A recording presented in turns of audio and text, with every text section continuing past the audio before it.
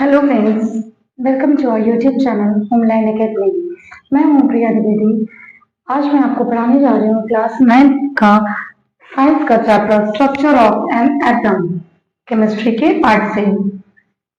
जैसा कि आप सबने मेरे पिछले वीडियो को बहुत ही प्यार दिया, वैसा ही मैं चाहती हूँ कि इस वीडियो का भी रिस्पॉन्स रहे, जो कि बहुत ही पॉजिटिव है। इसके लिए आपका बहुत बहुत आभार।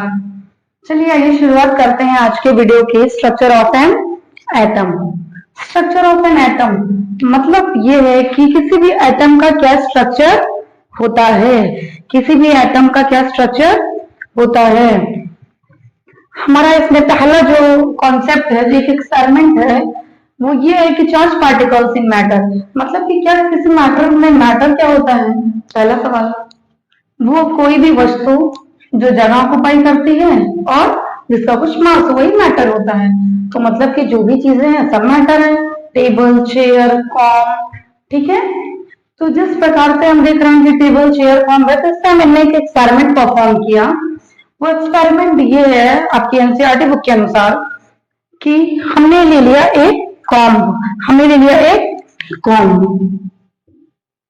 साथ में हमने ले लिया कुछ स्मॉल पीसेस ऑफ पेपर,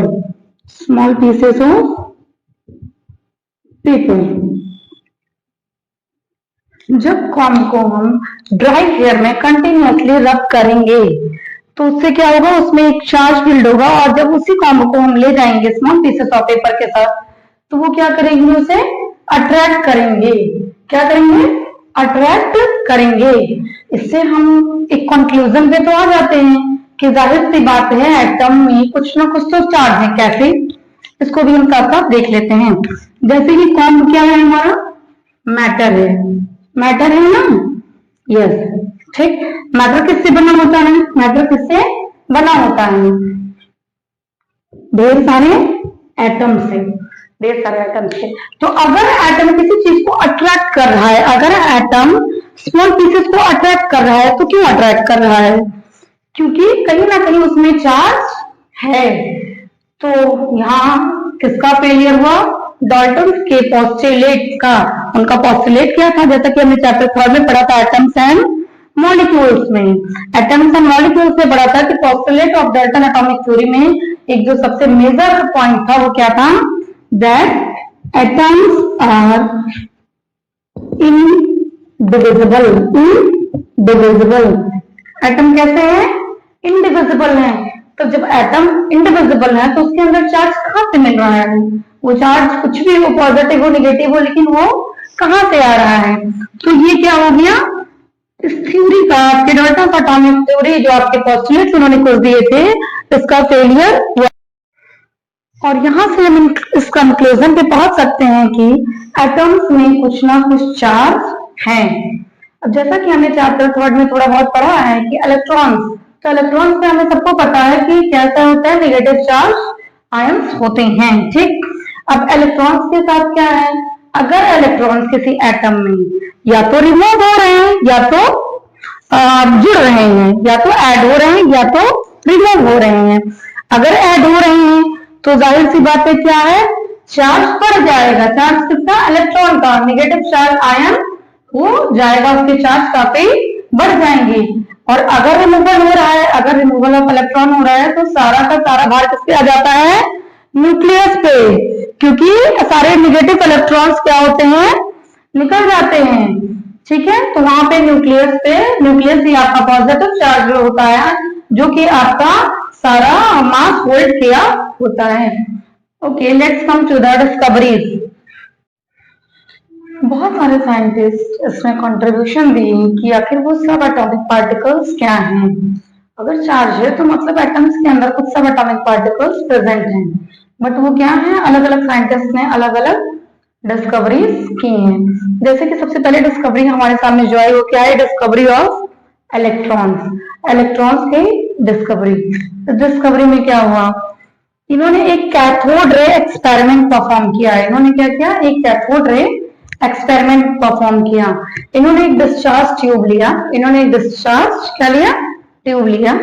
उसको क्या किया इन्होंने, उसमें जो है उसको बहुत हाई वोल्टेज दिया, मतलब कि ला के एक बैटरी से कनेक्ट कर कनेक्ट कैसे किया इसको भी देख लें।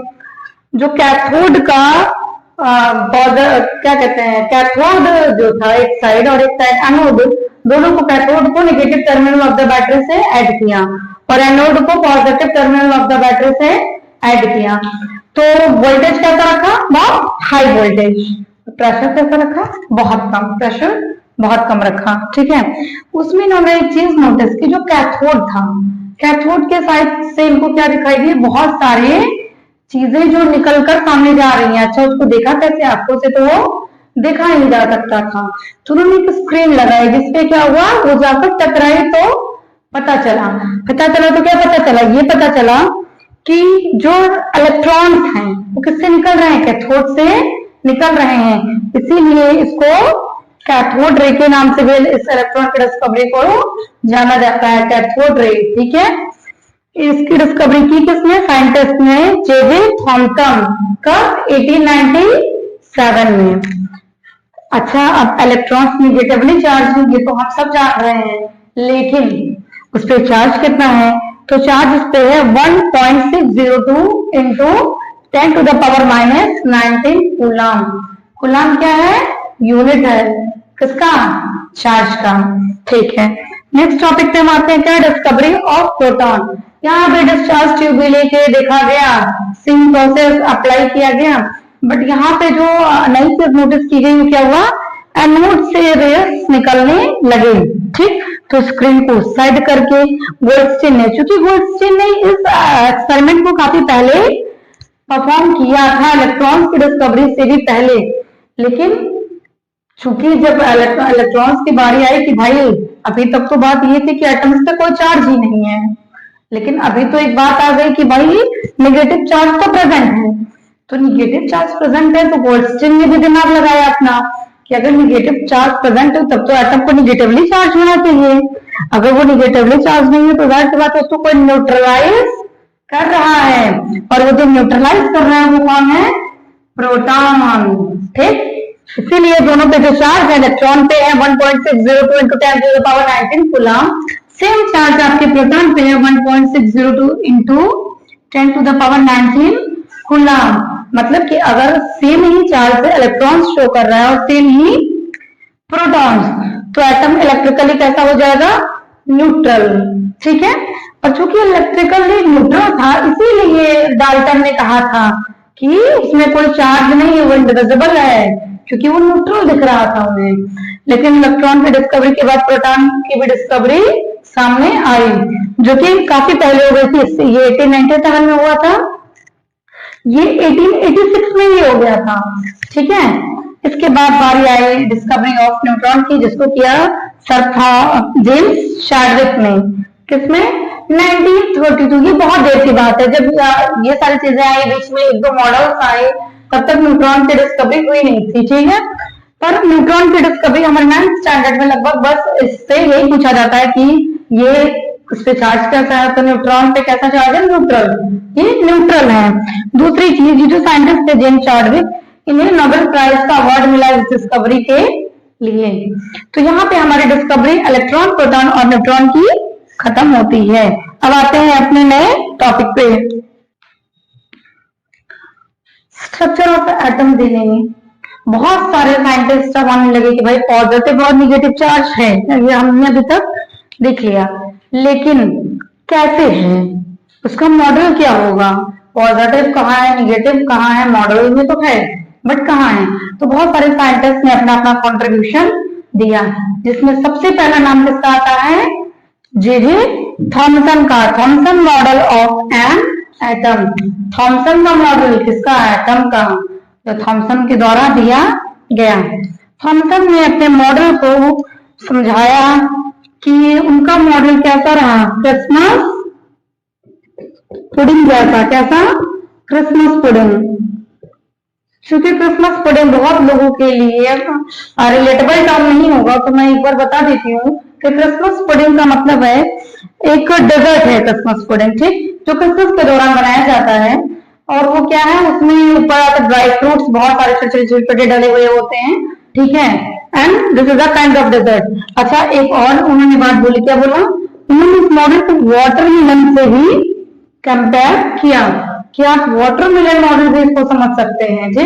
अब वाटरमेलन तो मैक्सिमम लोग समझ ही गए होंगे कैसा होता है, सबने काटा ही होगा वाटरमेलन ना। वाटरमेलन काटा, अंदर क्या है, जितने भी रेड पार्ट हैं, जितने भी रेड पार्ट हैं, जो भी रेड स्फेयर है वो क्या है, उन्होंने बताया वो पॉजिटिव स्फेयर है, पॉजिटिव स्फेयर है। पूरा जो है प्रोटॉन्स कहाँ है, पूरे पॉजिटिव स्फेयर में क्या है, प्रोटॉन्स हैं। और उसमें जो छोटे छोटे सीड्स हैं वाटरमेलन की, ब्लैक कलर के सीड्स थोड़ी थोड़ी दूर पे होती है ना, वैसे ही एम्बेडेड क्या है, इलेक्ट्रॉन्स हैं, वैसे ही एम्बेडेड इलेक्ट्रॉन्स हैं।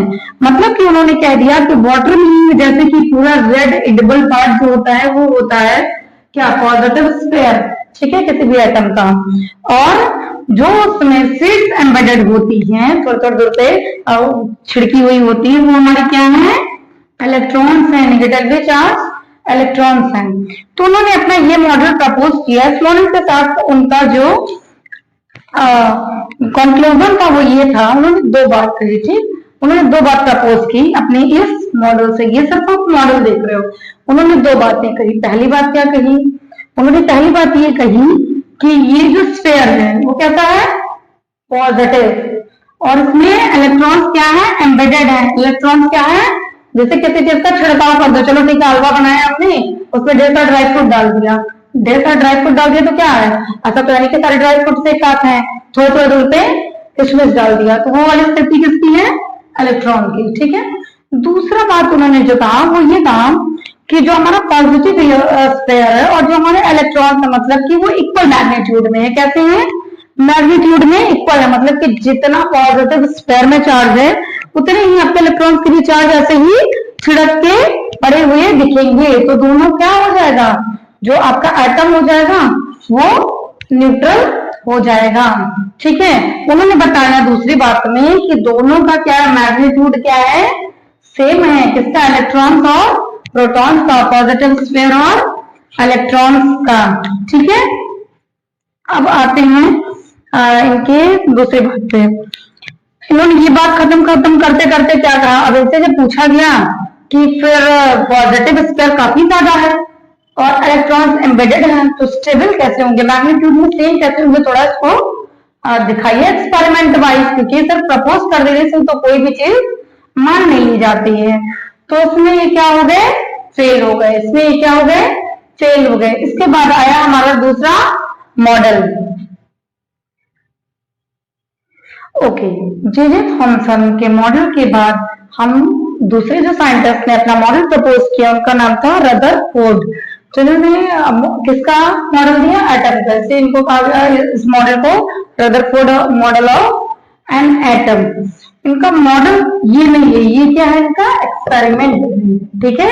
ये एक्सपेरिमेंट इन्होंने परफॉर्म किया, एक्सपेरिमेंट का नाम था scattering of alpha particles by a gold foil. Gold foil द्वारा स्कैटर कराना किसको, अल्फा पार्टिकल्स को, ठीक। अल्फा पार्टिकल्स को इन्होंने स्कैटर कराया किसके थ्रू, गोल्ड फॉइल से।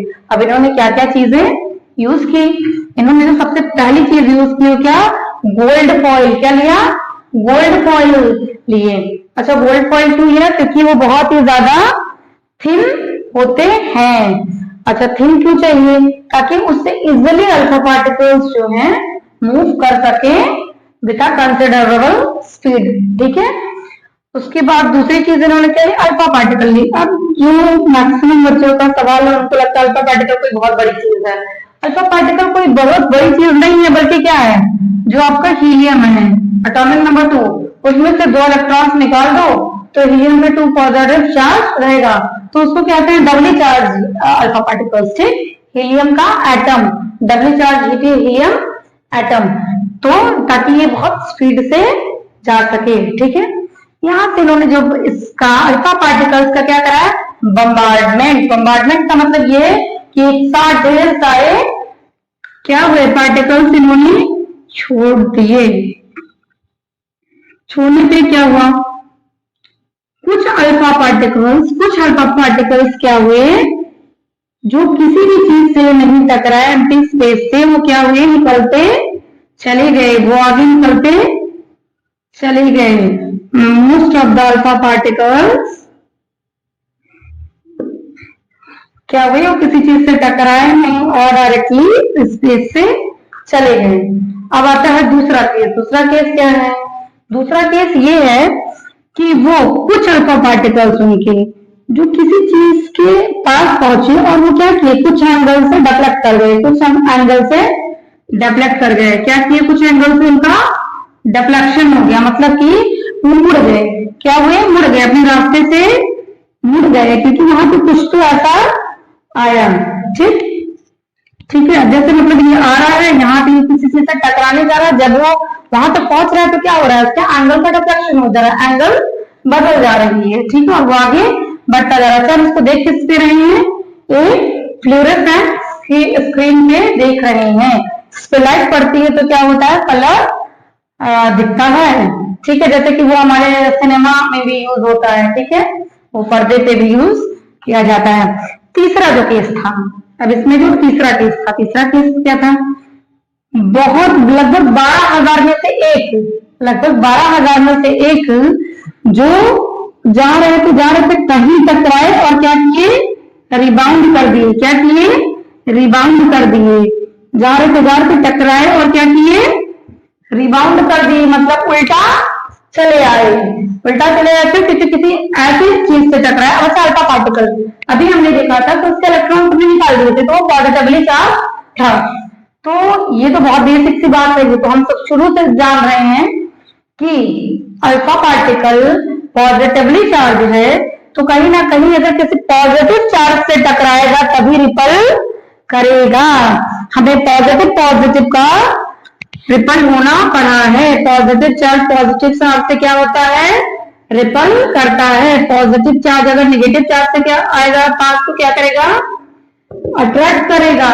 यही कॉन्सेप्ट यहाँ अप्लाई हुई कि जब पॉजिटिवली चार्ज पार्टिकल गया, ठीक, तो अगर वो किसी पॉजिटिव चार्ज से टकराया तो क्या हुआ, रिपल कर गया, तुरंत वापस आ गया। यहां से हमने पढ़े तीन केस। सबसे पहला केस क्या है, most of the alpha particles go thoroughly through gold foil. Gold foil द्वारा वो क्या कर दिए, पास हो गए। ठीक, सेकेंड क्या पढ़ा कि कुछ अल्फा पार्टिकल जो है वो स्मॉल डिफ्लेक्शंस दिखाए। Few alpha particles shows small angle deflections। ठीक, लगभग तीसरा केस, लगभग 12,000 में से कोई एक अल्फा पार्टिकल जो जाकर पॉजिटिव स्फीयर से टकराकर रिबाउंड कर रहा था। क्या कर रहा था, रिबाउंड कर रहा था। ये था इनका एक्सपेरिमेंट। अच्छा, इनका एक्सपेरिमेंट बहुत ही अनोखे रिजल्ट के साथ इनको दिखाई दिया, जो अनएक्सपेक्टेड थी। क्यों, क्योंकि इन्होंने अभी तक तो कभी सोचा ही नहीं था, क्योंकि अभी तक तो जितनी भी बातें हुई थी उसमें ये कहा गया था कि पूरा स्फीयर पॉजिटिव है, कहीं एक जगह इतना पॉजिटिव चार्ज है कि वो अल्फा पार्टिकल को वापस कर दे रहा है, ऐसी स्थिति। ठीक, तो ऐसी स्थिति क्या बन रही है, ये इनके लिए काफी शॉकिंग था। तो उनको ये तो यहाँ से समझ में आ गया कि कहीं ना कहीं कुछ ना कुछ छोटा सा बहुत मतलब हैवीली पॉजिटिव चार्ज कुछ प्रेजेंट है एटम के बीचों बीच। ठीक है, अब यहाँ से इनको कंक्लूजन क्या आया, यहाँ से रदरफोर्ड का कंक्लूजन क्या है, ये इनका एक्सपेरिमेंट है, ये इनका एक्सपेरिमेंट का रिजल्ट है। रिजल्ट के बाद आता है कंक्लूजन। यहाँ से रदरफोर्ड एक कंक्लूजन पे आए। जो कंक्लूजन क्या था, पहला कंक्लूजन इनका ये था कि जो एटम है उसमें ज्यादा से ज्यादा क्या है, एम्प्टी स्पेस है। जैसा कि अभी तक जे थॉमसन ने बताया था कि सब पॉजिटिव चार्ज हैं जो भी स्पेसेस है एटम के अंदर, ऐसा बिल्कुल भी नहीं है। मोस्ट ऑफ द स्पेसेस कैसे हैं, स्पेसेस कैसे हैं, एम्प्टी हैं, खाली हैं। इसीलिए क्या हो रहा है, अल्फा पार्टिकल सीधा पार कर जा रहा है। दूसरा इनका आया, दूसरा क्या है कि कुछ पार्टिकल्स क्या है, कुछ पार्टिकल्स को कुछ पॉजिटिवली चार्ज जगह से डिफ्लेक्ट करना पड़ रहा है, क्योंकि अगर वो पॉजिटिव चार्ज है अब तो कहीं ना कहीं बीच में बीच में एटम के कहीं ना कहीं कुछ पॉजिटिव चार्ज है, एटम के बीचों बीच कुछ ना कुछ पॉजिटिव चार्ज है।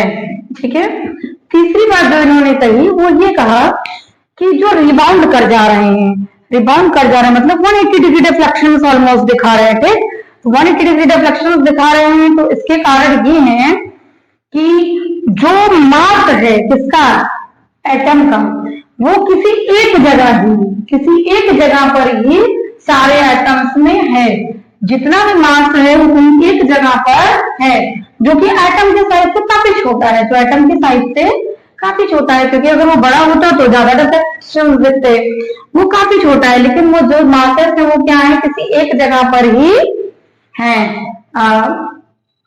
मिडिल ऑफ द एटम में क्या है, कहीं ना कहीं पूरे मासेस हैं। ठीक है, यहां तक इनकी बात कंप्लीट होनी ही थी, क्योंकि अब इन्होंने एक चीज जान लिया कि कहीं ना कहीं बीचों बीच कुछ चार्ज प्रेजेंट है, तो और वो पॉजिटिव चार्ज है, ये भी समझ गए। ठीक, क्योंकि पॉजिटिव चार्ज है तभी वो रिबाउंड करने पे मजबूर कर रहा है। तो यहां से इन्होंने एक नया मॉडल दिया जिसको जाना गया nuclear model of an atom. Nuclear model of an atom को ये इसलिए कहा गया क्योंकि उसमें न्यूक्लियस के बारे में बात की गई। किसकी बात की गई, न्यूक्लियस की बात की गई, तो वो उनका एक और मॉडल आया। अब हम पढ़ने जा रहे हैं न्यूक्लियर मॉडल।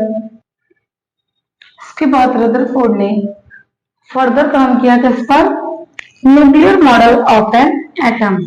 एटम का न्यूक्लियर मॉडल मतलब कि एटम में न्यूक्लियस का पोजीशन लगभग क्या है।